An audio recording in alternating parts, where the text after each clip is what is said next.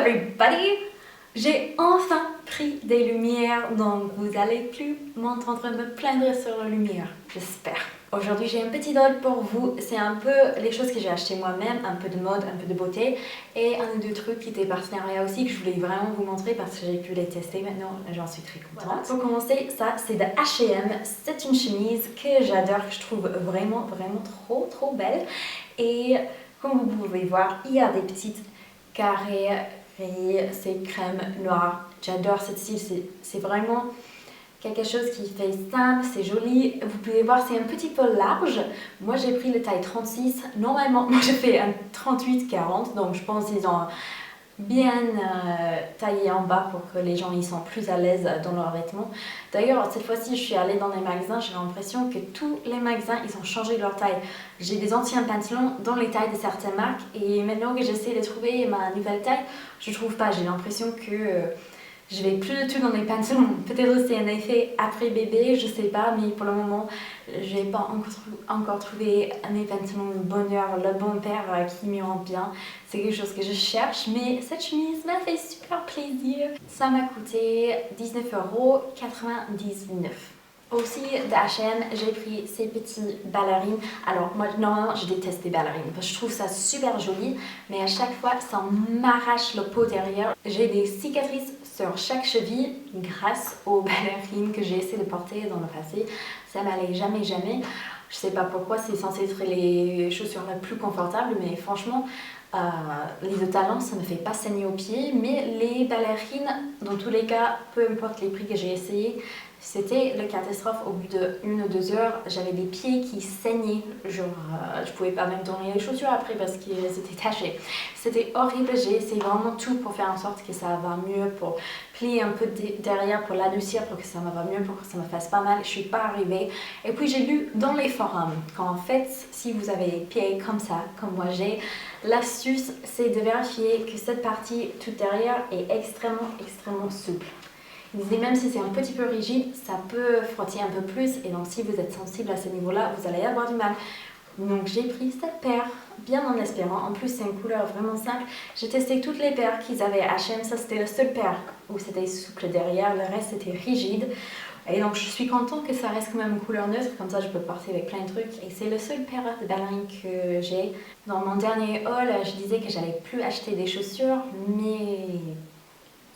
c'est pas vrai, j'ai un problème avec des chaussures. Une marque qui s'appelle Bikini Luxe aux États-Unis, je crois, ils ont offert de m'envoyer un tunique olive, un vert hyper joli, c'était un peu plus large, ça faisait bien joli. Je dis oh cool, ça serait top, et ils m'ont envoyé ça en fait. C'est pas du tout la même chose, vous pouvez pas voir, je vais le mettre pour vous montrer, mais c'est une robe noire hyper élastique, mais c'est pas un élastique cheap en fait. Sa couture est vraiment correcte, c'est pas un truc chinois ou un truc fait à l'arrache. C'est, je dirais, la qualité peut-être de Zara. Peut-être un peu mieux que Zara quand même. Les qualités là, c'est vraiment pas quelque chose qu'on trouverait par exemple chez Pinky où on sait que ça va partir dans quelques saisons, non, ça va durer. C'est une petite robe qui fait un petit peu de texture maillot de bain en fait. Donc je crois que vous êtes censé, genre si vous êtes à la plage et que vous allez manger dans un petit resto juste après, ça peut vite vous couvrir avec votre petit bikini en dessous, ça ferait mignon, un tout petit peu plus classe que juste un gros t-shirt pour vous couvrir. Ça fait sleek, ça fait un peu joli. Donc c'est à vous de voir si ça c'est le genre de choses que vous portez.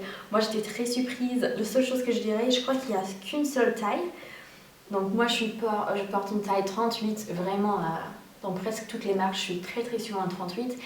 Et cette taille-là est vraiment bien serrée sur moi. Donc si vous faites plus que 38, je crois que c'est pas la peine.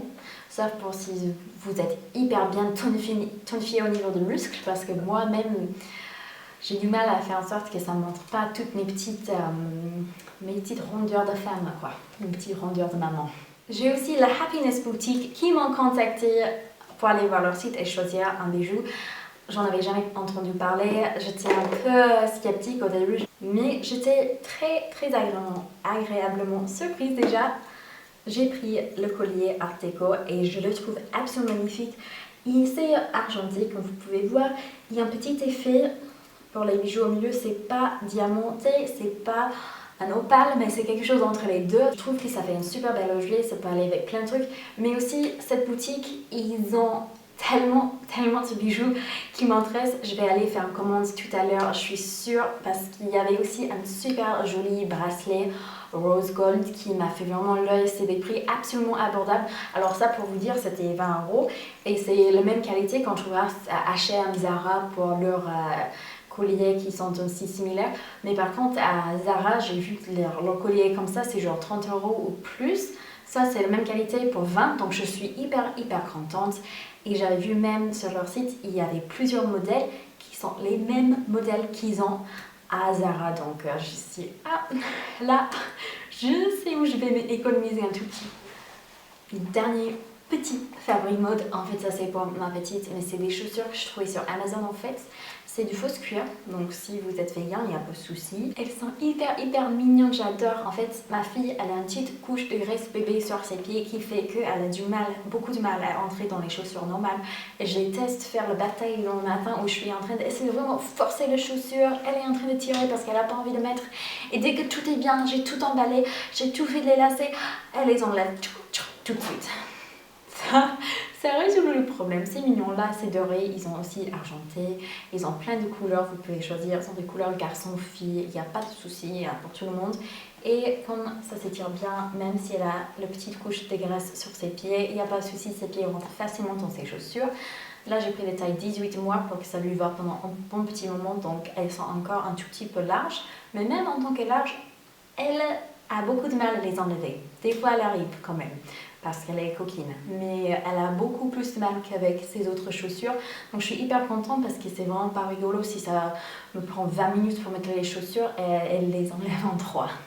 Voilà, petite favori de moi, je vous mettrai le lien dans le barre d'infos ainsi que tous les autres produits comme d'habitude bien sûr. De la marque Elf, vous savez déjà, je suis hyper grande fan. Je trouve que pour un prix abordable, ils ont vraiment des trucs qui sont à ne pas rater. J'ai récemment pris leur High Definition Powder en jaune. Donc vous connaissez peut-être celui qui est censé être une dupe et qui a la poudre blanche pour la poudre achetée un peu comme Make Up Forever. Là, non. C'est bien jaune et ça c'est vraiment bien si vous avez des rougeurs parce que ça va justement les atténuer un tout petit peu si vous êtes même à peine plus mat de peau que moi, donc vraiment pas très mat du tout même. Ça devrait faire un super highlighter sous les yeux sans faire des paillettes du tout, c'est pas du tout pailleté mais ça donne vraiment un volume, j'adore. Moi actuellement je le porte sous mon fond de teint. Alors ça c'est une technique, je vais vous parler bientôt, je vais faire une routine fond de teint et c'est une technique de Wayne Goss, c'est un anglais qui est aussi artiste maquillage pour les stars, il fait une chaîne YouTube, il est vraiment drôle, il est vraiment doué, c'est un des rares personnes où vraiment il y a des poids derrière vraiment leurs mots sur le maquillage. Vous voyez le résultat et vous en êtes satisfaite. Et la méthode de mettre les poudres comme ça, sous le maquillage, sous le fond de teint. Et puis on met le fond de teint après, ça fait tenir plus longtemps le maquillage sans donner un effet poudré. C'est que moi, vous savez déjà, je déteste l'effet poudré, c'est ça que j'évite à tout prix. Donc j'utilise cette poudre en ce moment parce que justement, ça va adoucir un tout petit les rougeurs, là où il y a les colorations que j'aime pas trop. Par contre, il y a un petit souci avec le packaging que tout le monde qui a pris la poudre en blanc connaissent déjà très bien. C'est qu'avec les trous, ça peut vraiment aller de partout. Moi, je coupe juste 3 petites tiers de petits trous. Je coupe un tout petit peu le plastique, le tout collant, et puis je laisse le reste. Parce que franchement, j'ai pas besoin de tout ouvrir du tout. Sinon, ça va de partout et je garde le petit pouf juste pour garder le produit dans le packaging, parce que sinon, quand ça va de partout, c'est le catastrophe. Et bien sûr, c'est pas drôle de perdre du produit non plus. C'est rouge à lèvres et le rouge à lèvres orange que je porte tout le temps en ce moment, c'est le Moisturizing Lipstick. Je crois que c'est le rouge à lèvres hydratant en français. C'est dans la couleur Orange Dream. Alors, fun fact américain, Orange Dream en anglais, ça rime, ça rappelle beaucoup les Américaines d'une glace de leur enfance qui s'appelle Orange Cream. Moi, je n'aimais vraiment pas cette glace, mais tout le monde aimait. Mais c'est clairement un jeu de mots pour ces rouges à lèvres. Regardez. il est super orange. Mon seul petit bémol, le seul truc que j'aime pas trop, c'est qu'ils perdent celui-là. En tout cas, ils perdent assez facilement son petit bout. Si je le mets dans mon sac à main, par exemple, ça risque d'ouvrir. Ça va pas vous durer toute la journée, juste 2-3 heures, peut-être 4 heures si vous mangez pas. Une tenue vraiment normale, pour un rouge à lèvres vraiment correct, surtout pour les rouges à lèvres hydratants. C'est parfait, c'est exactement ce que je cherchais. Ce petit crayon pour les sourcils est vraiment quelque chose qui vaut le coup. Là, j'ai dans la couleur Neutral Brown, donc marron neutre. Je vous mettrai tous les noms corrects en français, ne vous inquiétez pas, dans la barre d'infos comme d'habitude. C'est vraiment le crayon qu'il me fallait. Il est légèrement, je ne veux pas dire gris parce que c'est bien marron, mais c'est un marron qui n'a pas du tout de rouge dedans. C'est pas un marron qui fait ce petit effet orangé que on essaie tous d'éviter. Ça peut donner un résultat naturel ainsi qu'un résultat bien défini. Comme le point est tout petit, il est vraiment canon. Et sur l'autre côté, vous avez le petit... J'oublie toujours ce mot en français, ça commence avec un G. Je suis sûre, je vais me souvenir de ça dès que je arrête de filmer, ça m'arrive à chaque fois. Mais goupillon, mais oui. Ce petit goupillon est pas le goupillon idéal. Ça gommage un tout petit peu le peau, c'est un petit peu dur, mais ça fonctionne très bien, ça étale le produit comme il faut. Et vous pouvez très bien vous sortir avec des super sourcils, pas très chers. J'adore.